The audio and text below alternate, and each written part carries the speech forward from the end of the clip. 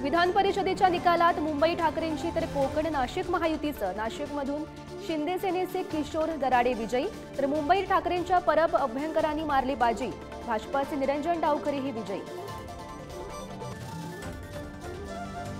विधान परिषदेच्या 11 जागा बिनविरोध होणार की नाहीत, सस्पेन्स कायम। महाविकास आघाडीकडून ठाकरेंची शिवसेना तिसरा उमेदवार देण्याच्या तयारीत, मिलिंद नार्वेकर यांचं नाव चर्चेत। विधान परिषद निवडणुकीचा उमेदवारी अर्ज भरण्याचा आज शेवटचा दिवस। भाजपाचे 5, अजितदादांचे 2 आणि शिंदेंचे 2 उमेदवार भरणार अर्ज।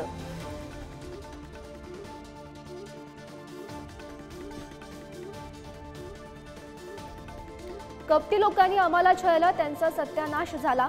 शिंदेंच्या शिवसेनेचे नेते अर्जुन खोतकर यांचं नाव न घेता रावसाहेब दानवेंवर निशाणा।